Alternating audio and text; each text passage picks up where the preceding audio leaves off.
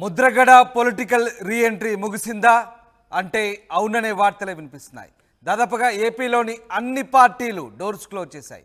కాపు ఉద్యమ నేత ముద్రగడ పద్మనాభం ధారెటు 10 సంవత్సరాలుగా రాజకీయాలకు దూరంగా ఉంటున్నారు. ముద్రగడ ప్రత్యక్ష రాజకీయాల్లోకి ముద్రగడ వస్తున్నారంటూ కొన్ని రోజులుగా ప్రచారం అయితే సాగుతోంది. మొదట వైసీపీలో చేరుతున్నారంటూ ప్రచారం సాగింది. వైసీపీలో ఒక ఎమ్మెల్యే, ఒక ఎంపీ స్థానం ఆశించారు ముద్రగడ. వైసీపీ నుంచి ఎలాంటి హామీ లేకపోవడంతో జనసేనలో చేరబోతున్నారంటూ జోరుగా ప్రచారం సాగింది. పవన్ కళ్యాణ్ మీ ఇంటికి వచ్చి పార్టీలోకి ఆహ్వానిస్తారని ముద్రగడను కలిసి చెప్పారు జనసేన నేతలు. నెల దాటిన ముద్రగడను జనసేన పట్టించుకోవట్లేదు. నిన్న రాజమండ్రిలో పర్యటించిన ముద్రగడను పవన్ కళ్యాణ్ కలవలేదు. మనం చెప్పాల్సింది చెప్పాం, తర్వాత మనం చేసేదేమీ లేదంటూ పవన్ రాకపై ముద్రగడ వ్యాఖ్యానించినట్టుగా తెలిసింది. మొత్తం మీద కాపు నేత ముద్రగడ పొలిటికల్ రీఎంట్రీకి సంబంధించి ప్రస్తుతం క్వశ్చన్ మార్క్గా మారింది. ముద్రగడ రాజకీయ రీఎంట్రీకి సంబంధించి ఏం జరగబోతుందనే ఆసక్తి నెలకొంది.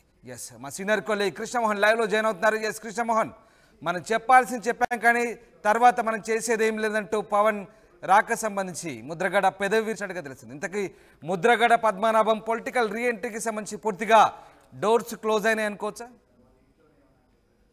ఎస్, ఖచ్చితంగా రామదాస్. బేసిక్ గా 10 సంవత్సరాల తర్వాత పొలిటికల్ గా రీఎంట్రీ ఇవ్వాలనుకున్నారు ముద్రగడ పద్మనాభం. కానీ ముద్రగడ సంబంధించిన వ్యవహారంలో కొంత హ్యాండిల్ చేయడంలోనే ఎక్కడో డిస్టర్బెన్స్ జరిగింది అనేది చాలా క్లియర్ గా అర్థమవుతుంది. At the same time Mudragada వ్యవహారంలో పూర్తిగా కూడా వైసీపీతో మొదటి నుంచి టచ్ లో ఉన్నారు. 10 సంవత్సరాల తర్వాత ఈసారి 2019లో ఖచ్చితంగా రీఎంట్రీ ఇచ్చి తను ఒక ఎమ్మెల్యే గానో ఒక ఎంపీ గానో వాళ్ళ కుటుంబ సభ్యులైనా సరే ఉండాలనేది కోరుకున్నారు. ఆ దిశగానే అన్ని రకాల ఏర్పాట్లు అయితే వైసీపీ నుంచి సిద్ధమన్నాయి. వైసీపీ నుంచి ఒక ఎమ్మెల్యేను ఒక ఎంపీ సీట్ ఇస్తామని చెప్పారు. అవసరమైతే తన కుమారుడికి సీట్ ఇస్తామని కూడా చెప్పిన పరిస్థితుల్లో, కానీ ఏదో ఒక సీటు వ్యవహారంలో ఒక సీట్ అయితే గ్యారంటీ ఉంటుంది అనేది ముద్రగడ ఫ్యామిలీ కూడా భావించింది. ముద్రగడతో మంత్రాలు జరపడానికి మిథున్ రెడ్డి లాంటి వ్యక్తులు కూడా వెళ్ళి ఆయనతో అన్ని మాట్లాడుకొని వచ్చారు. ఇక 2-3 రోజుల్లో ముహూర్తం ఉంటుంది అన్న సమయంలోనే ముద్రగడ మరి అక్కడ ఏం జరిగిందో వైసీపీలో అర్థం కాలేదు. కానీ వైసీపీ నుంచి ముద్రగడకు సరైన సిగ్నల్ రాకపోవడంతో ఆయన వెనుకడుగు వేసిన పరిస్థితి. సో ఆయన మరో లైన్ ఇచ్చారు. జనసేన నుంచి కాపు నేతలు రావడం, జనసేన నేతలందరూ కూడా వచ్చి ఇంతో మాట్లాడే ప్రయత్నం చేసినప్పుడు ఆ టైంలోనే బొలినేని దాదాపుగా ఒక 2-3 సార్లు వెళ్ళి పవన్ కళ్యాణ్ మీ ఇంటికి వస్తున్నారు, మీరు ఇప్పుడు చెప్తే అప్పుడు ఆయన వచ్చి కలుస్తారు అని చెప్పి మాట్లాడిన నేపథ్యంలో సో ఓకే, వైసీపీకి సంబంధించిన ప్యాకేజీని వైకాపాతో ఉన్న రిలేషన్ ని కొంత కట్ చేసుకుని అతను జనసేన వైపు మళ్ళారు. జనసేన వైపు పూర్తిగా కూడా దాదాపుగా జనసేనలో తన కుమారుడికి సీట్ ఇస్తారనుకున్నారు. తర్వాత అన్ని రకాల వ్యవహారాలన్నీ కూడా జరిగిపోయిన తర్వాత ఇప్పుడు రాజమండ్రికి కూడా పవన్ కళ్యాణ్ వచ్చిన తర్వాత కూడా పవన్ కళ్యాణ్ రాజమండ్రిలో ఉండి కూడా ముద్రగడ ఇంటికి పోకపోవడం కొంత తేడా కనపడుతుంది. బేసిక్ గా జనసేన తర్వాత తెలుగుదేశం పొత్తులో ఉన్న భాగంగా ఈ 2 పొత్తులో చంద్రబాబు నాయుడు ముద్రగడ్డతో మనకి అవసరం లేదు అన్నట్టుగా చెప్పినట్టుగా కొంత సమాచారం పవన్ తో చెప్పినట్టుగా ఒక సమాచారం ఉంది. అందులో భాగంగానే పవన్ కళ్యాణ్ ముద్రగడ్డ ఇంటికి వెళ్ళలేకపోయారు. ముద్రగడ్డ ఇంటికి వెళ్ళలేకపోయినప్పటికీ కూడా ముద్రగడ్డ ఇప్పటికీ జనసేన నుంచి ఏదైనా పిలుపు వస్తుందా అనే ఒక అంటే చివరి ఆశతో ఆయన ఉన్నట్టుగా అయితే కనబడుతుంది. కానీ నిన్న పవన్ కళ్యాణ్ రాజమండ్రికి వచ్చి కూడా తన ఇంటికి కూడా వెళ్లకుండా వచ్చేసరికి ఇక పూర్తిగా అతనికి గేట్లు క్లోజ్ అయ్యాయి అనే ఒక సమాచారం అయితే అందుతోంది. జనసేన నేతలు కూడా ఎవరు వీళ్ళ దగ్గరికి రావట్లేదు. అయితే ముద్రగడ్డ ఈ వ్యవహారం మీద నిన్న తన అనుచరులతో ఒక మాట చెప్పారు. చెప్పాల్సింది చెప్పావు, ఇక వాళ్ళ ఇష్టం, వస్తే ఒక నమస్కారం పెడతాం, రాకపోతే 2 నమస్కారాలు పెడతాం అన్నట్టుగా ఆయన చాలా క్లియర్ గా నర్మగర్భంగా మాట్లాడే ముద్రగడ్డ క్లియర్ గా అదే మాటలు చెప్పారు. దీంతో అయితే కాపు ఉద్యమాన్ని తన భుజాలపై వేసుకొని ఒక ఊపినటువంటి ముద్రగడ పద్మనాభం ఎందుకు ఇప్పుడు ఇలాంటి నైరాశ్యంలో కూరుకుపోవాల్సి వచ్చింది? అంటే ముద్రగడ పద్మనాభం ఎందుకు రాజకీయంగా ఒక నిర్ణయాన్ని తీసుకోలేకపోతున్నారంటే ఏం చెప్తారు? ముద్రగడ పద్మనాభం ముద్రగడ పద్మనాభం మీరు చెప్పినట్టుగా కాపు నాయకుడు, కాపు ఉద్యమాన్ని తన భుజస్కంధాల మీద మోచిన నాయకుడు, చంద్రబాబుకు వ్యతిరేకంగా తన ఉద్యమాన్ని ఉవ్వెత్తిన నడిపిన నాయకుడిగా మనం చూడొచ్చు. అదే చాలా ముక్కుసూటి మనిషి కూడా, మనిషి స్ట్రైట్ గా మాట్లాడుతుంది. కాకపోతే ఆర్థిక సంబంధమైన వనరులు ముద్రగడ్డ దగ్గర లేవు. దానికి ఇప్పుడున్న ప్రస్తుతం ఉన్న రాజకీయాల్లో ఒక రాజకీయ పార్టీలు ఒక ఎమ్మెల్యేగా గెలవాలి అనుకుంటే ఖచ్చితంగా కొంత ఆర్థికపరమైన అంశాలు కావాలి, ఎంపీకి మరింత కావాల్సిన పరిస్థితి అయితే ఉంది.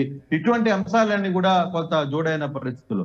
కొంతమందికి అట్లానే అందరూ డబ్బులున్న వాళ్ళే ఈరోజు ఎమ్మెల్యేలు అయ్యారంటే లేదు. టీడీపీలో కావచ్చు, వైసీపీలో కూడా. వైసీపీలో చూస్తుంటే అసలు ముక్కు ముఖం తెలియని అసలు నిరుపేదలు కూడా ఎమ్మెల్యేలుగా గెలిచారు, ఎంపీలుగా గెలిచిన పరిస్థితి. అది పార్టీ లైన్ తీసుకునే విధానం బట్టి ఉంటుంది. పార్టీ ఈ వ్యక్తి నాకు అవసరం అనుకున్నప్పుడు అతని దగ్గర ఏమీ లేకపోయినా సరే తనకి కావాల్సిన ఆర్థిక వనరులన్నీ కూడా పార్టీయే చూసుకుంటుంది. అక్కడ గెలుపు బాధ్యతలు మొత్తం కూడా పార్టీ చూసుకునే ప్రయత్నం చేస్తుంది. ఆ దిశగా కొన్ని పార్టీలు చేస్తాయి. కానీ ఇక్కడ ముద్రగడ పద్మనాభంలో ఎందుకు మరి జనసేన లైన్ తీసుకోలేకపోతుంది, వైసీపీ కూడా ఎందుకు ముద్రగడ్డని ఆ భరోసా ఇవ్వలేకపోతుంది? ముద్రగడ్డకు భరోసా ఇవ్వడానికి నేనున్నాను, మీరు నిలబడండి, పార్టీ సైడ్ పార్టీ అన్ని చూసుకుంటుంది అని ఒక మాట ముద్రగడ్డకి చెబితే ఖచ్చితంగా అవన్నీ కూడా వర్కౌట్ అయ్యే పరిస్థితి ఉండేది వైసీపీలో. కానీ అది మరి ఎందుకు ఎక్కడ తేడా జరిగింది? మరి ఆ వ్యవహారంలో ముద్రగడ్డని ఎందుకు వైసీపీ ఇంకా స్టిల్ ఈ రోజుడికి డోర్లు అయితే తెచ్చారు కానీ ఇంకా రాక గానీ వాళ్ళు కలిసే ప్రయత్నం కానీ ఇప్పుడు దాకా జరగట్లేదు.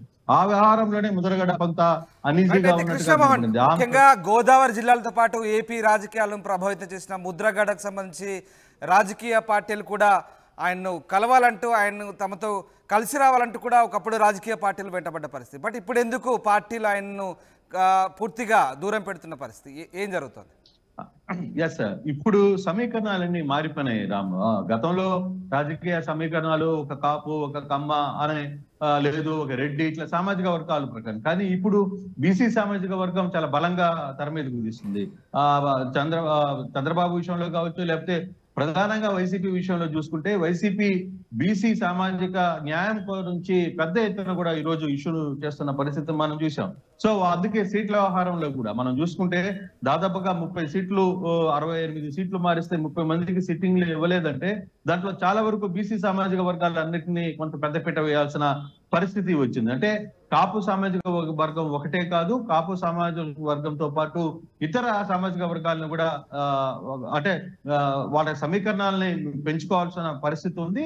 రాజకీయ పార్టీలు కూడా ఆ దిశగా చూస్తున్నాయి, ప్రధానంగా ఆ దిశగా చూస్తున్న పరిస్థితి. అయితే జనసేన విషయంలో మాత్రం ముద్రగడ వ్యవహారంలో కొంత క్లారిటీ ఉన్నప్పటికీ ఎక్కడో తెలుగుదేశం దానికి అబ్జెక్షన్ చెప్తోంది అని ఒక చర్చ అయితే జరుగుతుంది. తెలుగుదేశం అధినేత అబ్జెక్షన్ చెప్తున్న నేపథ్యంలోనే పవన్ కళ్యాణ్ వాళ్ళ ఇంటికి వెళ్ళలేకపోయారు అనేది ఒక క్లారిటీ, ఒక చర్చ అయితే పెద్ద ఎత్తున ముద్రగడ ఫ్యామిలీలో కూడా అదే చర్చ జరుగుతుంది. ఆయన అంచర్లు కూడా అదే మాట్లాడుతున్న పరిస్థితి. అయితే ఇప్పుడు ఈ రెండు పార్టీలు ముద్రగడ్డని ఇప్పుడు దాకా పట్టించుకున్న పాపాన పోలేదు. మరి ముద్రగడ్డ లాంటి సీనియర్ నేత, మాజీ మంత్రి, కాపు సామాజిక వర్గానికి నడిపిన నాయకుడు ఇప్పుడు ఒక్క సామాజిక వర్గం మీదనే కథ నడవాలనుకుంటే ఆ రోజులు ఇప్పుడు కుదరటం లేదు. ఇప్పుడున్న పరిస్థితుల్లో అన్ని సామాజిక వర్గాల్ని కలుపుకొని పోవాలి, అన్ని సామాజిక ఈక్వేషన్ ని కలపాలి, ఆ దిశగానే ముందుకు వెళ్లాల్సిన పరిస్థితి అయితే ఉంది. కానీ ఇప్పుడు అటువంటి ఈక్వేషన్స్ రావడం లేదు. ఆ ఈక్వేషన్స్ తేడా, అంటే సమీకరణాల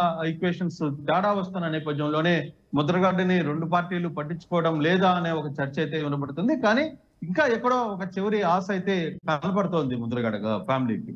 కానీ అది ఏ సమయంలో వస్తుంది? అయితే ముద్రగడ్డ మాత్రం కొంత నిర్వేద్యంలోకి వెళ్ళిపోయారు, కొంత నిరాశలో ఉన్నారనేది మాత్రం చర్చ జరుగుతోంది. రాజకీయాలు వస్తుంటే ఇప్పుడు 10 సంవత్సరాలు ఉన్నాను, 10 సంవత్సరాలు దూరంగా ఉన్నాను, ఇప్పుడు తన వారసులను ఏమైనా దించుదామని అనుకుంటున్నాను, కానీ అది వీలైతే అవుతుంది, లేదంటే కాదు అన్నట్టుగా తన అంచులతో మాట్లాడుతున్నారు. అందుకే వస్తే ఒక నమస్కారం, రాకపోతే 2 నమస్కారాలు అని ఆయన మాట్లాడుతున్న పరిస్థితి. ఇటువంటి విషయాల్లో కొంత ముద్రగడ్డ వ్యవహారం దాదాపుగా ముగిసినట్టే అని చెప్పాలి. ముద్రగడ్డకు సంబంధించిన వ్యవహారంలో మిగతా రాజకీయ పార్టీలు ఆయన్ని కలుపుకునే ప్రయత్నం చేస్తారా, ఆయనతో మాట్లాడే ప్రయత్నం చేస్తారా, ఎటువంటి పరిణామాలు ఉంటాయని కూడా చూడాలి. అంటే 2 డోర్స్ అయితే క్లోజ్ కాలేదు, అటు వైసీపీ డోర్ క్లోజ్ కాలేదు, జనసేన డోర్ కూడా క్లోజ్ కాలేదు. కానీ ఎవరు ముందుకు వచ్చి ఆయన నడిపిస్తారు, ఆయనకు అవసరమైన ఇష్యూస్ ని దగ్గరుండి చూసుకునే బాధ్యతను ఎవరు తీసుకుంటారు అనేది ఇప్పుడు చూడాల్సిన పరిస్థితి. చూడాలి, ఇంకా ఒక వారం 10 రోజుల లోపల మొత్తం టికెట్ల వ్యవహారం అన్ని కూడా ఒక పొలికి వస్తున్నాయి. కాబట్టి వస్తే ఈ వారం రోజుల్లో ఏదో ఒక విషయం తెలియాలి, లేకపోతే అసలు పూర్తిగా ఈ సబ్జెక్ట్ ఇంకా క్లోజ్ అయ్యే పరిస్థితి అయితే చాలా స్పష్టంగా కనబడుతుంది. ముద్రగడ్డకి ఈ వారం రోజుల్లో ఎవరైనా వ్యవహారంలో కథ నడిపి సో మీకు పలానా దగ్గర నుంచి సీట్ ఉంది, మీరు పోటీ చేయండి అని చెప్తే ఒక ఎత్తు. లేదు అనుకుంటే ఇక ఇప్పుడున్న రాజకీయ పరిస్థితుల్లో ముద్రగడ ఇక పొలిటికల్ రీఎంట్రీ విషయంలో మాత్రం డోర్స్ క్లోజ్ అయినట్టుగానే మనం చూడాలి Ram. Right, thank you very much Krishnamohan, thanks for the update. ఇది కాపు ఉద్యమ నేత ముద్రగడ పద్మనాభం దారిటు అనే ప్రశ్న అయితే తలెత్తుంది. 10 సంవత్సరాలుగా ప్రత్యక్ష రాజకీయాలకు ముద్రగడ దూరంగా ఉంటూ వస్తున్నారు. మొదట వైసీపీలో చేరతారని ప్రచారం సాగింది, తర్వాత జనసేన నుంచి కూడా ఆఫర్ వచ్చినట్టుగా తెలిసింది. కానీ ఇప్పటి వరకు కూడా ముద్రగడకు సంబంధించి పార్టీలు ఎలాంటి నిర్ణయం తీసుకోకపోవడంతో ఆయన పొలిటికల్ రీఎంట్రీ సంబంధించి క్వశ్చన్ మార్క్గా మారిన పరిస్థితి.